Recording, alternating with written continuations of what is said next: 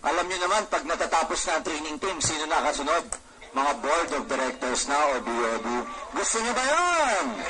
So para hindi na po natin patagalin, para tuloy-tuloy ang ating training, tuloy-tuloy ang ating pag-upgrade ng knowledge, ladies and gentlemen, ang unang sa lineup natin ng board of directors, syempre, hindi po makakapagsimula ang kumpanyang ito 7 years ago without this very person, our visionary president, no less than Dr. Ed Cabantos!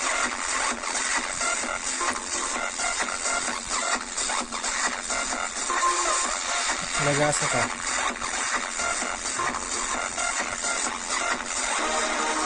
Ako, mahama, no? Training, Morning! Grabe, binabati ko yung mga nasa third floor, yung mga nasa Luzon, Visayas, Mindanao, yung mga 500 na online viewers natin. Good morning sa inyo lahat. Computer. Excited ba kayo? Okay na kailangan sa November 4, ganito suot nyo, ha? Nasaan ko sa Kailangan naka-blue rin na rubber shoes. telegram? Marami ba kayo natutunan? Sige, dagdagan natin. For the past 15 years of my full-time MLM experience, I have discovered a lot of things. I've discovered a lot of things na... Dami nakatayo. I discovered a lot of things na for some other leaders in the MLM industry, they might find it confusing. They might find it na against what they've learned for the past few years. But what I can say, ito effective. Yeah. And if you're gonna learn all of these things, along sa mga sinabi ni Juno Espinosa, sa mga sinabi ni Jojen Gonzalez, ni Arnel Limpin, of course, yung dalawang ka-partners, it will be very, very easy for all of you na mag-sponsor. Okay na po ba yun?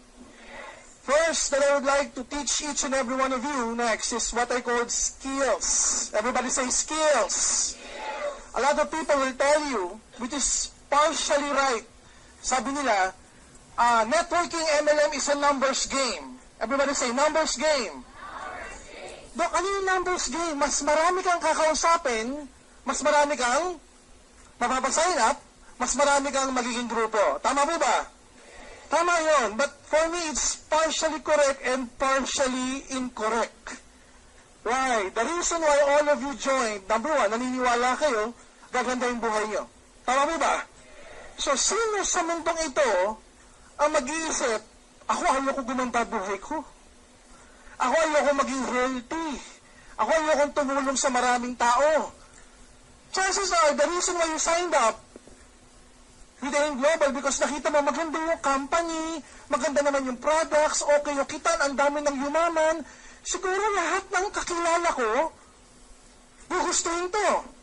Yan yung nasa isipan natin. Tama mo ba? Ito yung mahalaga na nangyari. Tinawagan nyo ang kaibigan.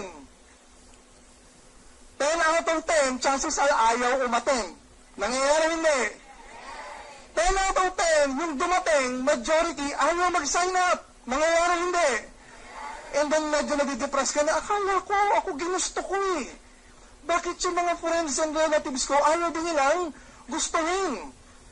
At times, yung mga babae, pakiramdam pa nila, what's wrong with me? Akala nila ang nare-reject sila. Hindi nila alam, ang nare-reject, yung opportunity inaalok mo. Hindi kayo. Kaya yung iba, pag yung mga babae, pag nare-reject, tumitingin ka agad sa salamin eh. Yung makeup naman ako. Naka-lipstick naman ako. Umiinom naman ako ng product. Mukha naman akong bata. Anong problema doon sa akin? Guys, hindi kayo may problema. Okay? Sabi ng iba, di maghanap ka pa ng marami. Di ba usually yung mga top earners, pag naririnig nyo, miski top earners na ibang company, what will they say? Grabe, yung nagsisimula po ako rito.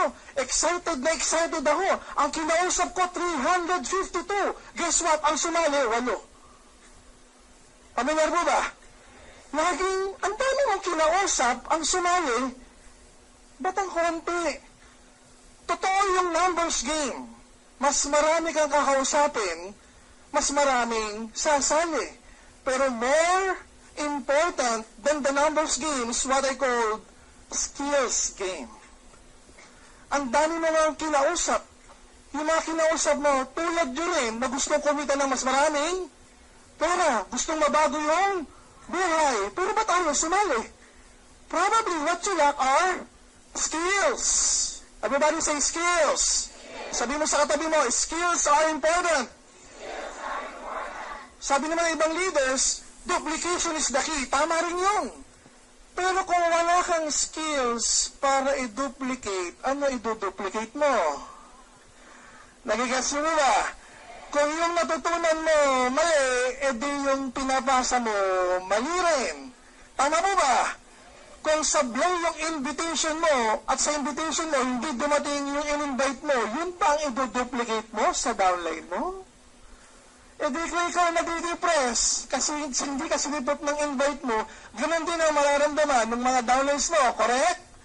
So what you need to improve are skills. Guys, tama yung prospect. Tama yung prospect mo eh. Tama yung tinatawagan mo sila. Tama yung iniimbitahan mo sila. Guys, I tell you, ready silang mag-sign up. At times, ang problema, skills.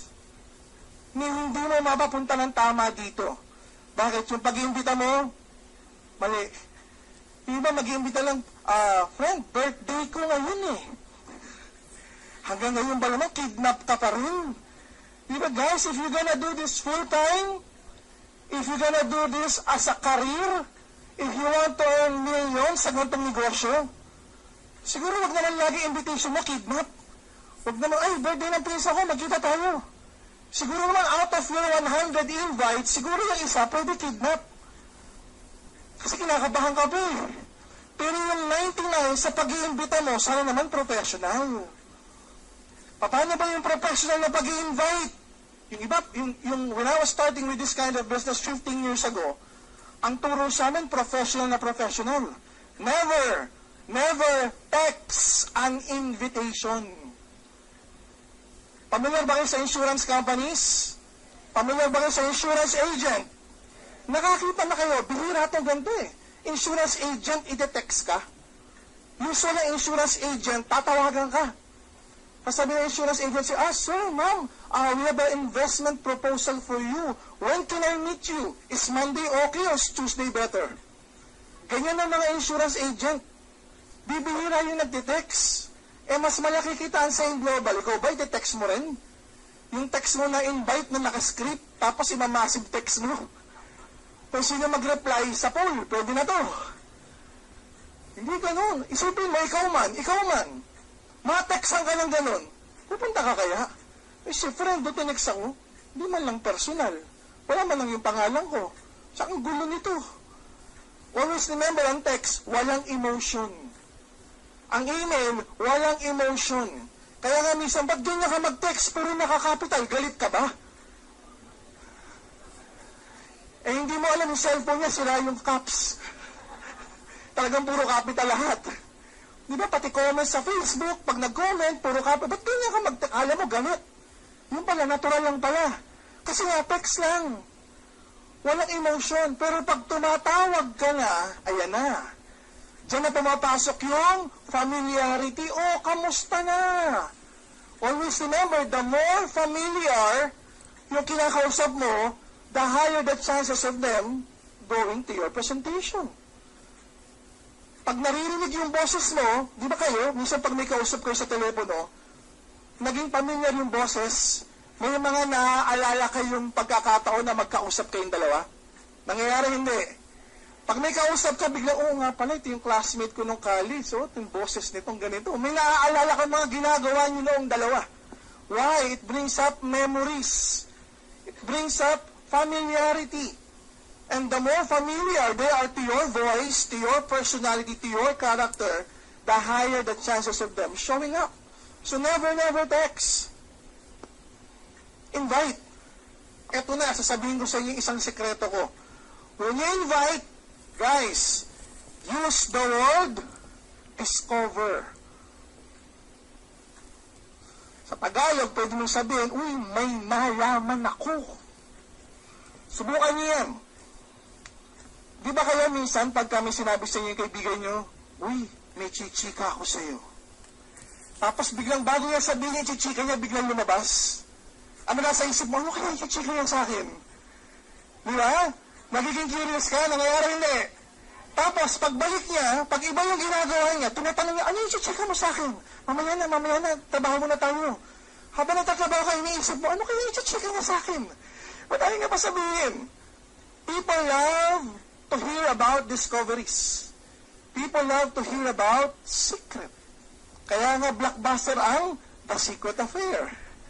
Kaya nga blockbuster ang itinatagong mistress. Kaya nga blockbuster yung mga sinisikretong The Other Woman. Di ba yan ang mga uso ngayon?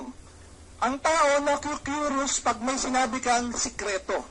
Pwedeng pag ikaw tumawag, Brad, grabe may nadiskubre akong sikreto. Kailan tayo pwede magkita? Ang ganda nito, kailan ka pwede? Bukas o bukas? Walang option, bukas lang eh. Sige, anong oras mo gusto? Mamili ka, 6 o'clock o alas 6. O sige, pinili mo yan ha. Bukas, 6 o'clock tayo, Robinson's Galleria. Bye-bye. Narinig yung boses mo, hindi niya alam, curious ano kaya yung sekreto nito. Diba? So I'm just giving you some tips that you could use when inviting people. Ngayon, pag ikaw magaling ka mag-invite, listen to this. Pag magaling ka mag-invite, mas maraming taong darating. Mas maraming taong darating, pag magaling ka mag-close, mas maraming taong sasali. Kung mas maraming taong sasali at nakita nila, ang dali lang pala mag-invite, ang dali lang palang mag-present, ang dali lang palang mag-close, di madali lang yung negosyo. Kung madali lang yung negosyo, yung attrition o yung mga taong nawawala sa grupo mo, nababawasan. Hindi pataas ng pataas yung attrition. Nagigets po ba? Kasi may iba sumasali. Pagkasali, nag-imbita ng 10. Hindi dumating yung 10, ayoko na. Hirap pala yan. Hindi para sa akin yan. Kayo lang siguro dyan kasi gagaling niyo eh. Kasi makakapal mukha niyo ako, mahihain ako eh. Nagigets po ba? So one way to increase your sign-up is to tell stories. Okay? Kung kayo mapapansinin kayo, mula doon sa unang speaker, hanggang doon sa dalawang kapartner, you will realize, pag may speaker sa harap, usually yung magaling na speaker, lagi may kwento. Pag pumunta ka sa mga stand-up comedy bar, yung mga magagaling magpatawa, karamihan, maraming bit-bit na. Diba, minsan dalawa lang sila, alam mo pare, may nakita ako. Dalawa lang sila, para nagkukwentuhan, pero nagpapatawa na. At yung nakikinig, ayaw na ayaw. Nangyayari hindi. Yung tipo nila Vice Ganda, tipo nila Arnel Ignacio, nila Alan Kay, those people who are good at speaking, at public speaking, usually they're good at telling stories. So kahit bago ka pa lang, kahit marami ka ng grupo, learn how to tell stories. Master the skills of telling stories. Dok, wala pa akong storya na pwede kong sabihin na para sa akin. Okay lang. Memorizing mo yung mga stories na naririnig mo, na napapanood mo, and when you tell it to your people, to your prospect, tell it like you're watching the movie at your mind. Uy, alam mo ba? Yung Bisayang taga-Bohol, ang pangalan Leo Kaduyak. Yung kausap mo, Bisaya. Habang sinasabi mo, Bisayang, nakaka-relate na yun. Diba? Tricycle driver for 12 years. Grabe, hirap na hirap yung buhay niya for 12 years. Sa gabi, nag-show may balot pa yun. Grabe, tas sumali sa AIM Global. Binenta yung tricycle. Diba? Pinang 7 heads. After 1 year, kumikita ng 200,000, naka-Pajero. After another year, 400,000 na, naka-Fortuner pa.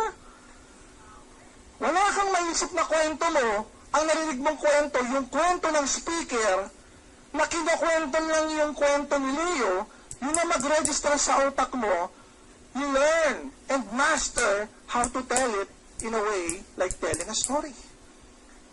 Because people love hearing stories. Pag may friend ka, uy friend, may kukwento ako sa'yo. Usually, bihira yung magsasabi, ayoko yan. Diba? Usually sagot, ano yun? Kwento mo naman yun. Ay, sandali, may gagawin pala ako. So, may tatawagan, aliyo, kwento mo naman yun. When you open up a story to your friends, to your prospects, to your relatives, nababawasan yung rejection. Nababawasan yung, kasi ang tao, ayaw natin ng binibentahan tayo eh. Naku, aalokin tayo ng ayaw natin ng ganun. Nakakaramdam tayo ng signal kapag naku, bibentahan ako nito. Di ba yung mga ganyan? Kunwari may kumatok sa bahay niya, alam mo, mahilig magbenta yun. Naku, bibentahan ako. Sabihin mo, wala ako. Pamilyar mo ba? Bihira sa atin yung, ay, magkita tayo, may bibenta ako sa'yo. Sige, pumunta ka na ngayon. Marami akong pera, bibilin ko yan. Bihira yung ganong karamihan sa mga responses and reactions. Pare, Rain, tsaka busy ako ngayon. Pwede ba next week na lang? Usually, iniiwasan natin. Kasi nga ayaw natin ng nabibentahan whatsoever. Probably iba may experience, nagpunta ng Mega Mall, naabutan, di ba? Sabi, may libre ka raw ganito, pagpunta mo ron, pinapresenta nga na, kailangan daw ng credit card. Pamilyar mo ba yan? Di ba? Ang pangalan ng insurance company na yan, uy, nanalo po kayo. Nanalo kayo ng kitchen appliances, kailangan i-claim nyo ron. Pagpunta mo ron, kailangan makinig ka muna ng seminar, pepresenta ka, bago mo maklaim yung libre, kailangan mag-sign up ka sa insurance. May mga ganun trauma tayo at our minds. So, ayaw na ayaw natin yung binibentahan tayo. So, one way to eliminate those kind of things, psychologically, is to open up with a story. So, pag dinaan mo sa kwento, nababawasan yan, ganyan, yung rejection. Yung radar nila, bumababa. Kinukwentuhan mo lang sila, hindi nila alam, binibentahan mo na pala sila. Maliwanag mo ba? Parang yung sinabi ni SP, how to open up a conversation. Hindi yung, hey, ano pangalan mo? Ito, Holidus. Hindi ganoon, di ba? Hey, ano pangalan mo? May product ako, Holidus, maganda sa puso ito. Hindi ganoon. Nalaman mo muna, may namatay ito, nakamag-anak, kinamatay, sakit sa puso. Sabi ko, kwentuhan mo. Okay, at kapag kinuwentuhan mo, by starting with the word, uy, may na-discover ako. Uy, may story ako. Uy, may ichichika ako sa yung sikreto. When you use this word, discover, may nalaman ako, may kukwento akong sikreto, use other words such as most people. Everybody say, most people. Sa Tagalog, karamihan. Everybody say, karamihan. Paano mo gagamitin yan? Pwede mo sabihin sa kanya, pagkatapos pa nung makwentuhan, pag nakikita mo nang medyo bumababa na yung radar niya, para tanggihan ka, malalaman mo naman yan, nakikinig, okay, gumagano, tumatango-tango. Pwede mo sabihin, alam mo, most people na nakwentuhan ko ng ganitong produkto, sinusubukan nila. Alam mo, karamihan sa nakwentuhan ko ng ganitong istorya, sinusubukan nila yung product na to. Hindi mo sinasabing, huy, bumili ka ng product na to ngayon.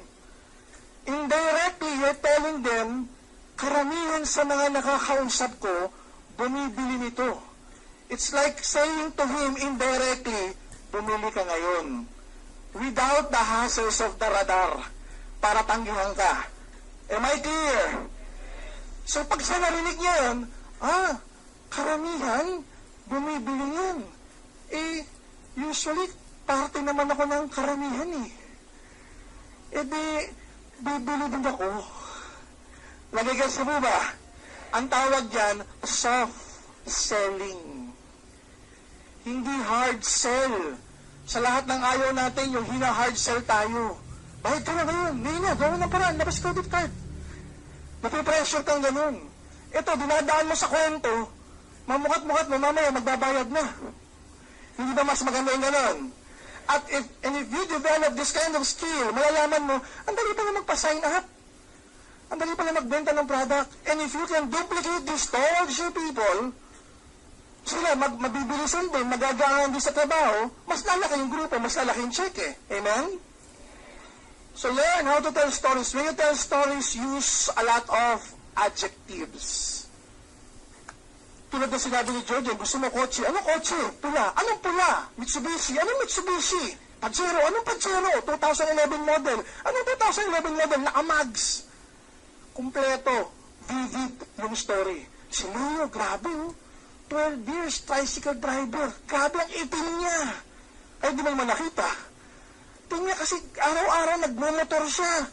Yung motor niya walang tapalodo rito. Grabe ang itim niya. Hirap na hirap. Pawis na pawis araw-araw. Ay, di mo nakita. Kasi iba yung pag nagkukwento ka nang mabulaklak ang bibig. Nagigets mo ba yun? Siguro meron kayong ganong kaibigan. Meron kayong ganong kakilala. Di ba na pag nagkwento, superlative yung mga ginagamit na words. And the more words na ginagamit niya to describe the character of the story or the story itself, the more na mas gusto mong makinig. Kasi hindi boring yung kwento niya. Amen? So use those kind of things. I'm not saying mag-invento kayo. Just use words within the boundaries of that particular limit. Diba? Magmalikwento ko si Leo, grabe sa sobrang hirap, naghiwalay silang mag-asawa, tapos yung anak niya nagtangka magpakamatay. Sadis na masyado yun. Pag sabi, grabe yung patserong nabili niya, top of the line. Year 2011, ang ganda, bagong-bago yung aircon, ang lamig. Talaga namang malamig ang aircon. Pero basta may masabi ka na adjective that would relate to the story, pag sinabi mo nakabili ng Pajero, grabe, bago, 2011 edition, nagre-register sa utak na kausap mo, Pajero, bago. Pero sinabi mong aircon, ang lamig. Kahit mainit, grabe, ang galing yun na. Nakabili ng aircon, ang lamig. Pakiramdam niya, lumalamig din. Dahil dun sa kwento mo. Tapos grabe dun sa Pajero, automatic. Dun sa Manibela, pag pindot mo, mag-on na yung radyo. Tutugtog na nai-imagine niya yun.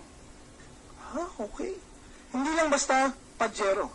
Na-imagine niya yung comfort na binibigay ng Pajero. Why? Because you're being specific. You're being specific, you're being detailed, you're using a lot of adjectives. Ano ba sa Tagalog yung adjectives? Pang-uri.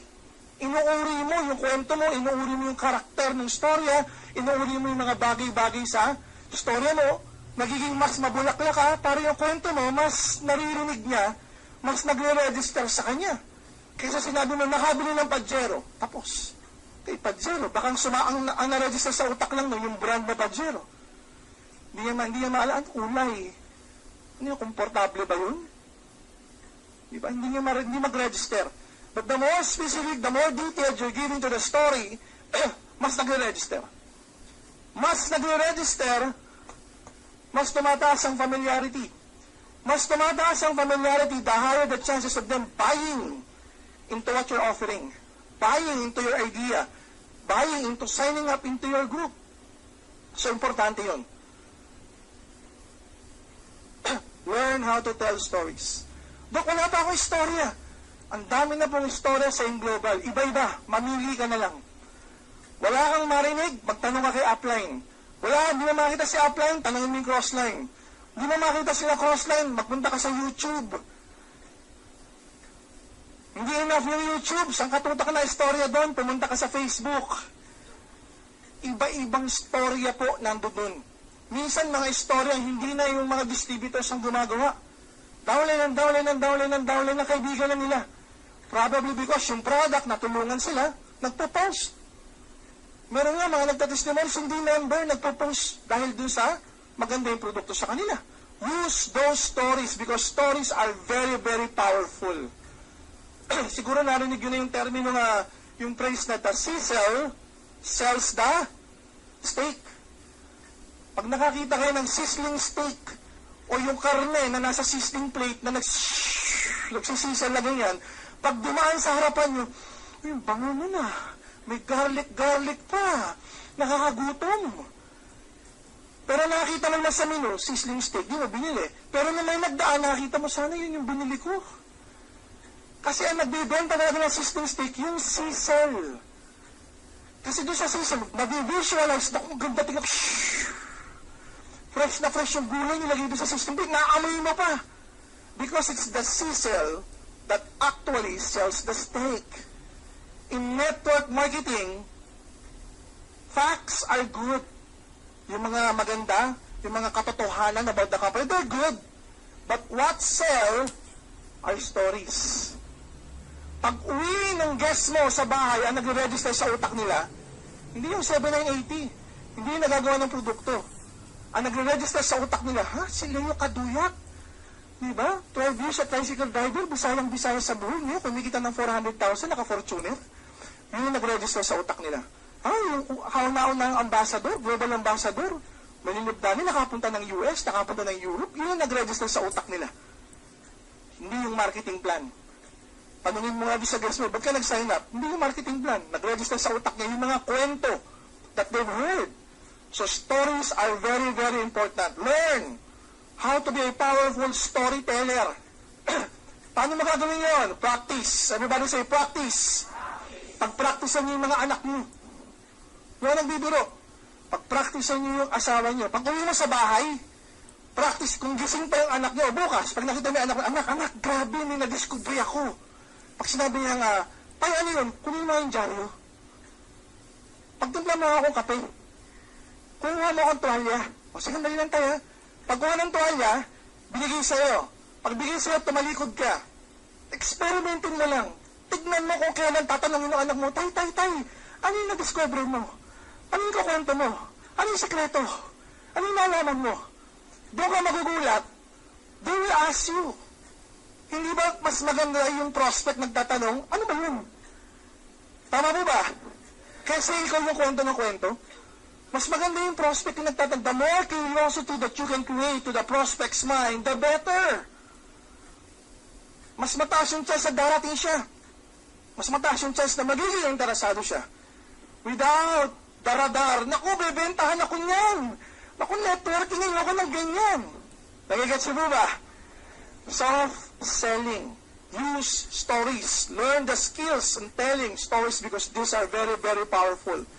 Mula na nag-join kayo dito hanggang ngayon, ilang stories na yung narinig niyo? That's one proof. If there's a skill you need to learn about this. How to be a powerful storyteller. Next. Listen. Everybody say listen. Listen to your prospects. Each and every prospects has different needs. Iba-iba uri ng tao. Iba-iba yung pangangailangan nila. Iba-iba yung reasons why they join. But they all like to join. Always remember that all of your prospect would like to join right now. Yun ang gusto nila. They're just waiting for the right word na marinig sa inyo. If you use the wrong word, naku, binibentahan ako niyan.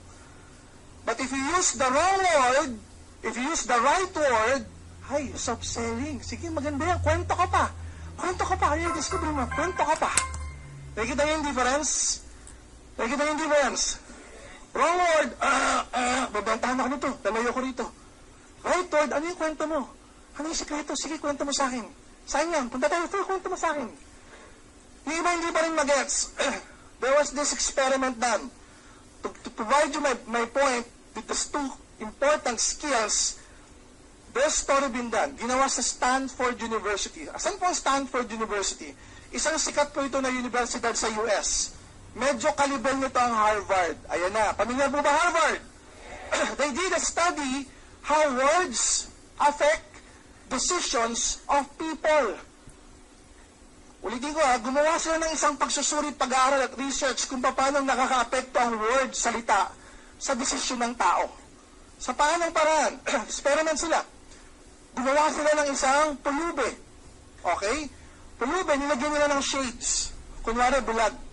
Tapos, dinumihan nila yung mukha, dinumihan nila yung damit, gusguso yung damit, pinaluhod sa isang kanto, tapos nakayungulan na gano'n yung bulag, meron dong lata sa tabi.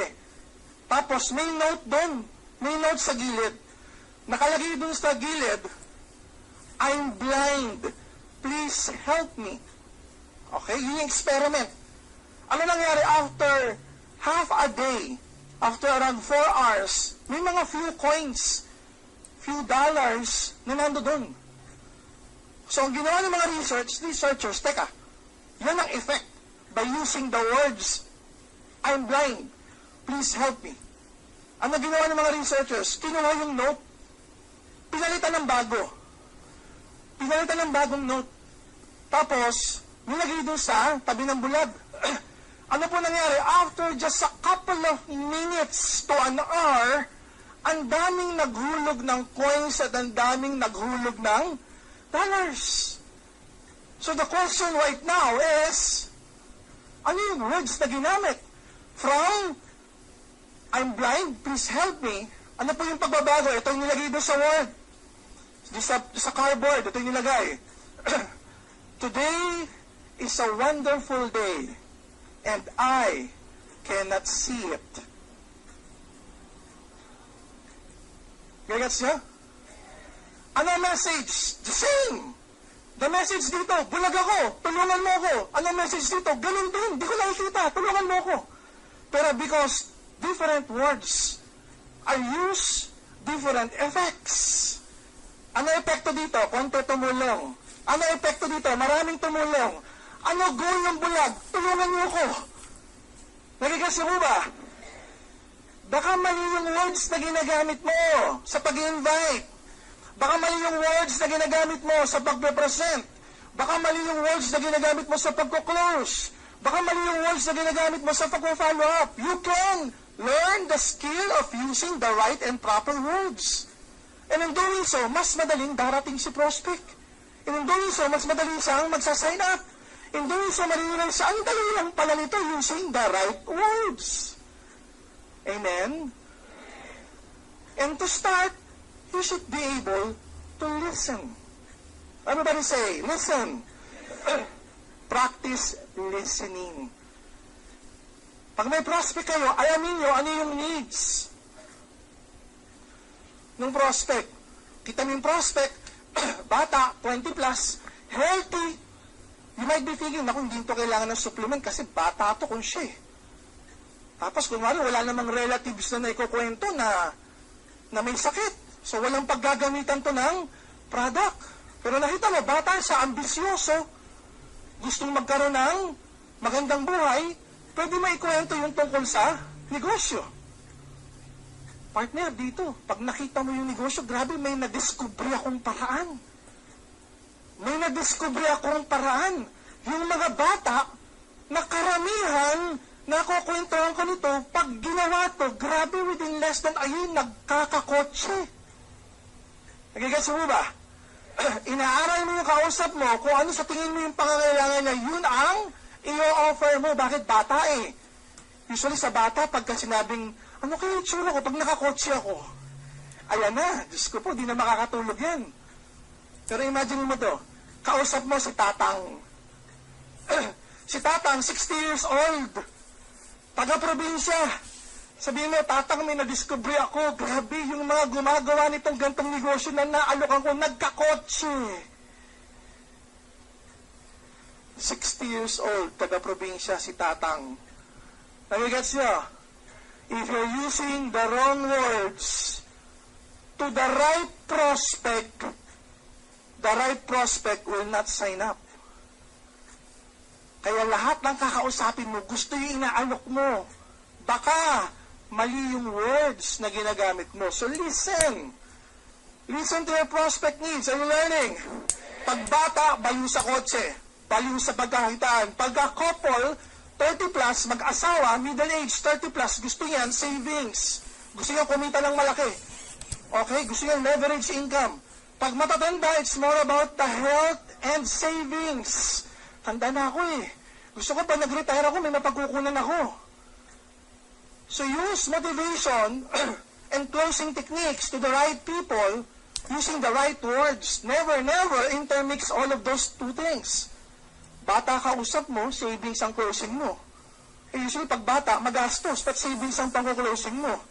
Kausap mo, mayaman na, sir, yayaman kayo dito, mayaman na nga eh. Gets nyo ba? Minsan may ganun eh. Mag-iimbita, mayaman, naka-Mercedes-Benz, tapos pinakilala kay upline, sabi niya upline, sir, maganda to, pag ginawa mo, magkakakotse ka. Naka-Mercedes-Benz na nga eh. Ano sasabihin mo, pag mayaman, sir, yung opportunity inaalok namin, I discover, karamihan sa mayayamang nakausap ko, grabe ginagawa yung negosyo kasi gusto nilang makatulong sa ibang tao. Amen? Mga mayaman, mayaman na yun eh. Ang gusto mo mga mayayaman, makatulong. Kaya when you use the word makatulong, sinabi mo may na-discover po akong paraan at mga mayayaman ito, grabe ginagawa yung negosyo kasi karamihan sa kanila, most of them are doing this to help people. Mayaman ako yung kausap, prospect ako, mayaman ako. Gusto ko makatulong. Karamihan sa mayayaman yan ginagawa para makatulong. Yun ang gusto ko eh. Lahat ng gusto kong marinig, sinabi mo. Dahil sa sinabi mo yung lahat ng gusto kong marinig, magkano ba yan? Are you learning? Use it properly. Next, educate. Everybody tell your seatmate, educate. Sabi nila, duplication is very important, yes. Pero kung mali yung i-duplicate mo, go back to number one. Number one is education.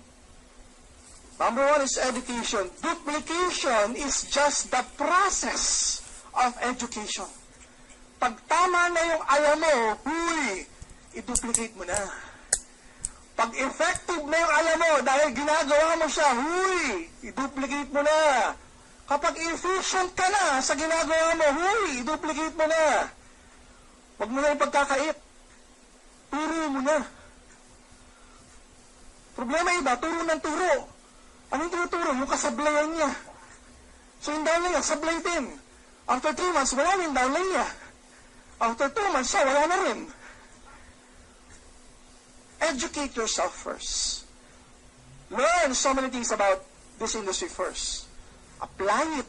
And after apply it, effective sa'yo. Gawin mong efficient ka pero ano ba yung effective? Effective, tama yung ginagawa mo. Ano yung efficient? Tama yung paraan ng paggawa mo ng tamang bagay. Magkaiba yun. Then improving it. Dinadagdag mo na yung personality mo, ini-improve mo pa. Be effective, be efficient, improve yourself, educate yourself about this. Apply it. And when you apply it, then and only then you can, next please, educate and duplicate. Why? Ano ba yung proseso sa ganitong negosyo? Madali lang naman eh. 4 lang po. First and foremost, naimbitahan ka. Naturuan na kita ng minor skills, ng some skills, some tips about invitation. Naimbitahan ka sa isang presentation. Next. After the presentation, yung prospect mo magde-decide. Next. Will I be sponsored or not? Sasali ba ako o hindi ako sasali? Pag siya sumali, the first thing that they need to do is do training. Ngayon, maraming klase ng training. May NDO, basic. May ASAP 1, ASAP 2, medyo advanced and basic. May mga leadership summit, medyo advanced. May mga leadership summit kami sa probinsya, ginagawa, medyo advanced. Very soon, may mga leadership summit kami gagawin sa ibang bansa. After learning all of these things, you should be able to duplicate it to your group. Turuan mo lang sila kung paano mag-invite. Turuan mo lang sila kung paano mag-present. Turuan mo lang sila kung paano mag-sponsor ng tao. Turuan mo lang sila kung paano mag-train ng ibang tao, kung paano mag-invite. Nagigets po ba? This is a very plain and simple wheel of success. Yan at yan lang ang gagawin mo. Invite, present, sponsor people, train people. Once na nalaman mo na yung process, you duplicate it. Again, you can never duplicate something that you don't know. Na kailangan alamin mo muna siya ng tama. Apply mo muna ng tama, pag effective, tsaka mo ituro at i-duplicate towards other people. Amen? Are you learning? Next. Now, those are offline marketing. Ano ibig sabihin ng offline marketing? Ito yung para sa mga taong nakikita mo. Nakakaharap mo, mukhaan. Dok, paano yung offline marketing o online marketing? Ibig sabihin ng online marketing through internet. Are we clear? Pag sinabing online, through internet. Ano tips? Number 1, learn and use Facebook properly. Tasa kami na may Facebook. Good. Tasa kami na nag-like na sa official fan page ng M-Global. Good. Hindi pa lahat. Okay? Sana i-like nyo na. Malapit na tayo mag 20,000. Okay? Ang problema sa iba, may Facebook. Ano profile picture? Nakahubad. Ano profile picture? Mangyayari hindi. Ano profile picture?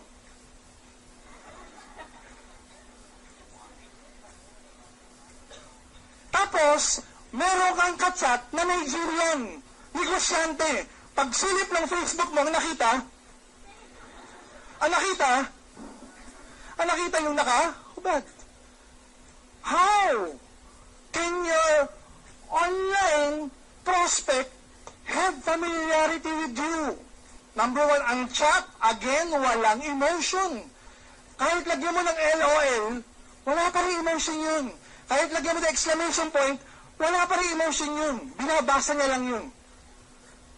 Paano magkakaroon ng emotion yan pag nakita na yung picture mo? Pag nakita ka ng live sa Skype, paano na makikita yung picture mo? Facebook. Pagbukas ng Facebook mo, Diyos ko po, imbis na ma-attract, na-reject ka tuloy, ayaw na sumagot sa'yo. Paano ba naman? Yung mga photos mo ron, kakaiba itsura. Yung mga friends mo, 90% puro babaeng malalaswa. Totoo, hindi totoo. Tip number 1, if you want to use Facebook, online marketing, create another account. Okay, sabihin mo sa katabi mo, create another account. Tapos, yung another account na yan, i-like mo pa rin sa In Global fan page. So, dalawa na yung account mo. Isang personal, isang pang-In Global. Okay, am I clear? Siyempre, yung profile picture mo, pang-business, kinakailangan business-like. May business-like bang nakaganon? Kung kumikita ka ng mga $500,000 a month, okay lang kahit ano na picture mo. But if you're not earning that much, be professional. Ano picture mo? Ayan, nakapolo ka. Nakapolo, nakapormal, hawak yung product. Hawak yung product, nakaganyan. Hawak mo yung product. Dapat may product ka.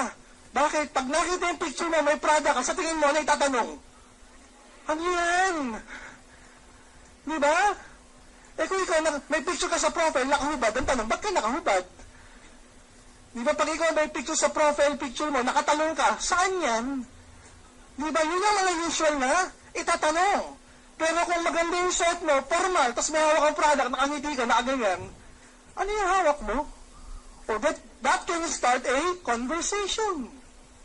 Amen? So, create a new Facebook account, tapos lahat dito, puro pang In Global. Picture ng anniversary, picture mo kasama si Power Upline, picture mo kasama kami kung may picture kami, picture mo kasama yung titi kung meron kayo, picture mo kausap mo yung grupo mo, picture mo may maraming tao, nandito ka nakaganyan. Nagigets yun? Anong sasabihin mo sa kausap pag ikaw may picture ka, ang background mo maraming tao? Tapos pwede mo i-chat, these are the people in my weak leg.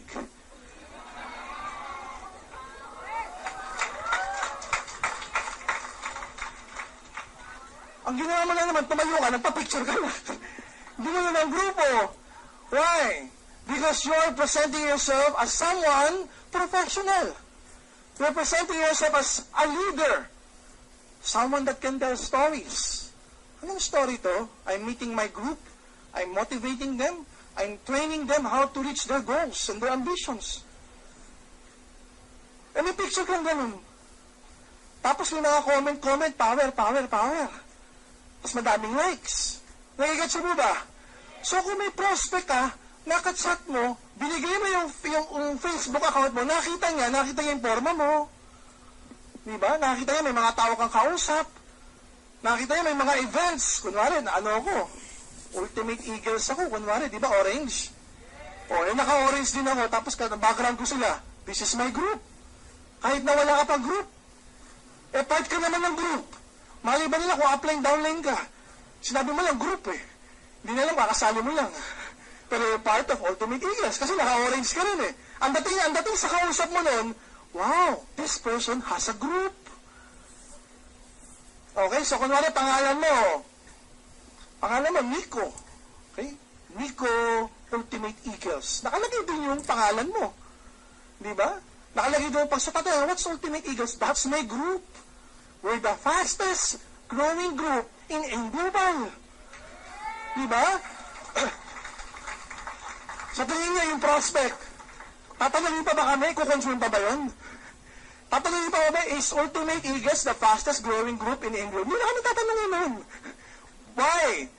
You're positioning yourself as someone who belong to a bigger group, na itong bigger group na to may accomplishments, may achievements, may power kasi dami na namin, puro kami naka-orange, Nagigets mo ba? Kaya nga sa darating na November 4, Pag ikaw naka-t-shirt at maraming naka-t-shirt at nagpa-picture ka, karamihan sa mga naka-t-shirt, pwede mo i-claim sa Facebook, these are my groupmates. Malay ba nilang kakasali mo yan? At lahat ng mga pinagpa-picture ng mga dinaanan mo offline. Pero dahil pareho-pareho kayo, at ikaw yung nasa unang nakaganyan, oh, this my group. Oh, ikot-ikot na lang kayo. Ikaw naman sa unahan, ikaw naman. Likod naman ako. Oh, ikaw naman yan. Oh, di ba? That's powerful. Di ba? Ang dami. Iba-ibang tao, iba-ibang mukha, iba-ibang kulay, iba-ibang buhok. Tapos, pareho-pareho ng t-shirt, tapos ikaw yung nasa una, nakaganyan ko. Proud na proud ka. Hindi nyo alam, paikot-ikot lang pala kayo. Di ba? Nagigasa mo ba? So, pag gano'n, ang ginawa nyo, nagbibuild ka ng familiarity, credibility. Credibility doon sa kausap mo. Pag nagbibuild ka ng credibility, isipin mo kausap mo online, wow, this person must be really, really good. Okay? Kasi ang dami ng pictures sa Facebook na magbibigay ng credibility sa kausap mo. Uulitin yung word. Credibility. Everybody say credibility. Hindi credible yung may Facebook account ka tapos may hawak kang alak. May hawak kang Yossi. Health and wellness ang product, may hawak kang Yossi. May hawak kang alak, nakahubad ka. Diba? Nasa beer house ka. Nasa casino ka, no? Business to eh. So dapat yung mga pictures mo can attract business people.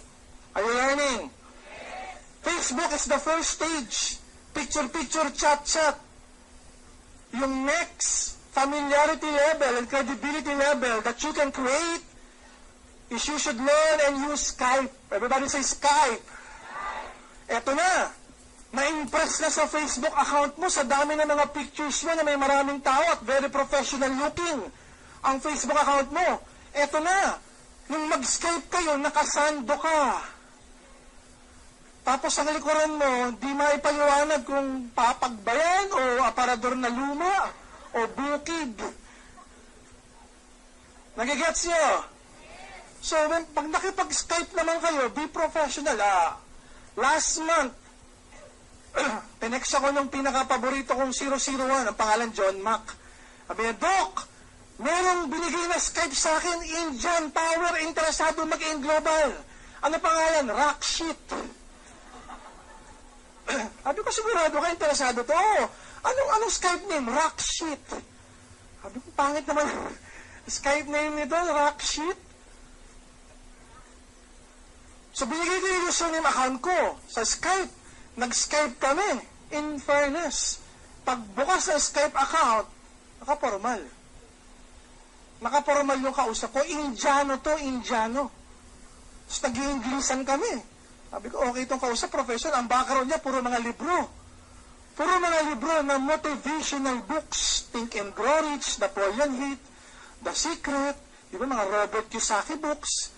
Sipin mo yun ang background yun, nakipag-usap sa akin sa ganyan. So ano yung ano yung gusto niya iparating? Negosyante ako.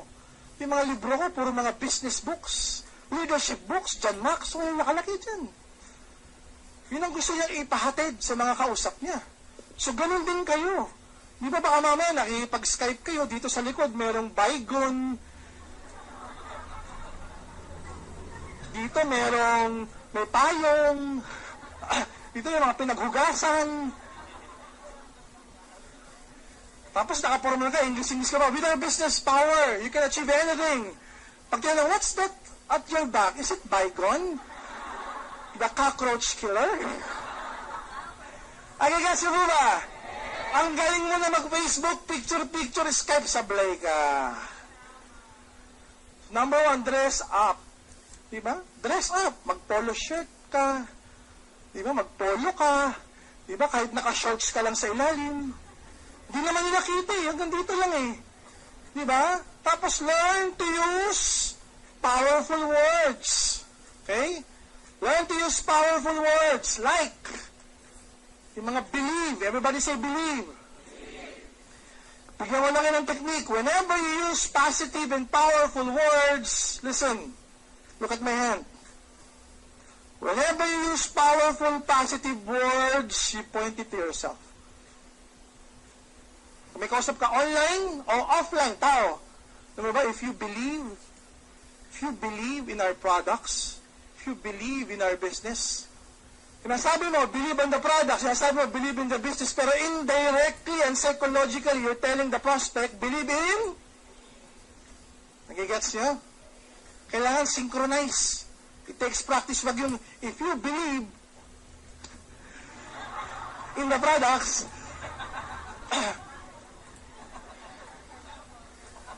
parang dapat natural na lang. Hey, you know what? If you believe in our products, if you believe in our business, it's a very powerful combination. Okay? It's one of the psychology of selling. What I like about our products, what I love about our business, you're telling your prospect, like me, love me. The good thing about our products, the great thing about the business that I'm telling you, I'm good. I'm great.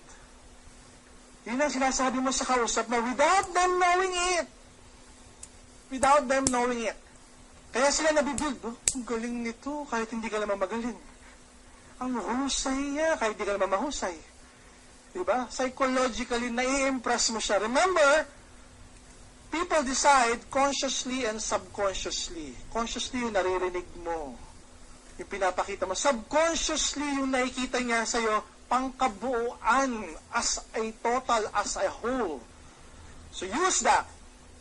Okay? Facebook, Skype. Learn all of those things. Sabi niya sa Doc, ano yung Skype? Libre po yan. Pwede i-download. Diba, nakakausap mo, yung kausap mo, may picture, may boses. So, dapat yung laptop mo may speaker. Kung walang speaker, pwede mong bilhin ng speaker. Pwede kang bumili ng headset. Okay? Yung ibang ginagawa, nag-Skype sa mga Starbucks. Nag-Skype sa mga restaurants na merong Wi-Fi. Okay? Sabi sa amin, Wi-Fi. Guys, online marketing, this is so powerful. If you'll be able to build yourself with so much credibility and integrity, guess what? Magpapadala yan ng pera. May narinig na kayong ganung kwento? Yes. Naka-Skype lang, naka-Facebook lang, nagpadala ng pera? Sa Nigeria, dahil kabubukas lang natin, I have heard probably of 20 stories, 20 leaders ng AIM Global, kakachat lang, nagpadala, 7 heads pa. Meron ba ditong ganoon? Taas ang kamay. Meron ba ditong ganoon? Huwag namaya. O, tayo, may nagtataas, oh. O, alam ko ito, si Weng Ragudo. Kachat lang. Anong pangalan ng Timmy? O, tamo, sinabi pa yung buong pangalan. Si Timmy, na taga Nigeria, kachat na lang. Nagpadala, 7 heads, 77,000. Kasi 11,000 yung package natin dun. Diba? Sinong magtitiwala? Kachat mo lang, magpapadala. Eh, usually, pag ang pinag-usapan, chat, iba, isipin ako, poser yan. Ano yung poser? Hindi mo totoong pangalan, gumawa ka ng ibang pangalan, bogus. Ang plano mo, mga scam lang ng tao. Isipin mo, nagpadala ng pera, 77,000. Why? Probably, si Weng, na-build niya yung credibility. Na-build niya yung familiarity sa chat, tsaka sa picture, tsaka sa Skype. Well, if you cannot do that, don't expect makakakuha ka ng tao online. But if you can able to do all of those things that I've mentioned, even just half of it, makakatsamba kayo online. At ang kagandahan yan, kapag na-build mo ng todo-todo yung credibility mo, pwede magpadala ng pera yan, at ipagmamalaki ka yan doon sa mga re-recruiting. You know what? I belong to a big group. Yung bago mong kausap, nag-sign up na. Pag yan nagkwento, I belong to a big group. Why? Kasi pinakita mo yung sarili mo, you're part of a group. So, hindi na kwento-kwento lang. Yung may mga nagpa-sign up online, nangyayari na po, araw-araw, oras-oras, minu-minuto. As we speak right now, 7 hours advance tayo sa Nigeria. As we speak right now, marami na ipag-chat sa Nigerians. Maraming nangliligaw, bakit 200 million population? kalahati ng Nigeria, 100 million, are very, very rich. Parang Pilipinas, almost 100 million, na lahat ng kausapin mo, barya 7 heads. Imagine mo yun? So kung barya 7 heads, galingan mo na mag-online marketing. Galingan mo na, wala ka kasi dun eh. Kung nandun ka, okay lang, mukhaan, makikita mo siya. Pero kung hindi ka makapunta ron, at least man lang, you're good at Facebook, you're good at Skype, you're good at online marketing. Pero kung hindi ka marunong sa mga to, don't ever think na nakakakuha ka sa ibang bansa personally. Baka yung grupo mo, Dok, matanda na ako para dyan eh. Kung hindi ka na marunong mag-Facebook, mag-Skype, look down the line. Sino ba yung medyo bata-bata na mahilig mag-Facebook sa grupo ko? Yan. Turuan kita. Turuan mo. Galingan mo dyan. Para ikaw magkaroon ka ng download sa ibang bansa, pasok din naman sa akin yung weeklag kita eh. Ang gets mo? Kasi malabo na yung mata ko, hindi ako makapag-Facebook eh. Diba? Tsaka yung sa bahay, yung internet, tapos ko napakahina ng signal. Eh ikaw, di ba lagi kang online? Lagi kang puro like ng like? Puro comment ka ng comment, tag ka ng tag? O, ito gawin mo. Paano ako makakakuha ng prospect? Eto na! Mag-search ka, search mo! Nigerian leaders, Nigerian businessmen, Nigerian pastors, Nigerian youth leaders, Nigerian activists. Mag-isip ka na, lahat na ng terminal leaders, i-google mo. Pag may naglabas ang pangalan, hanapin mo sa Facebook.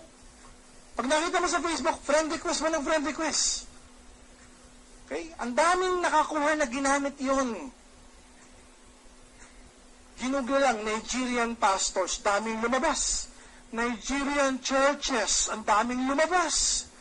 Kasi mga pastors sa Nigeria, businessman din. Okay?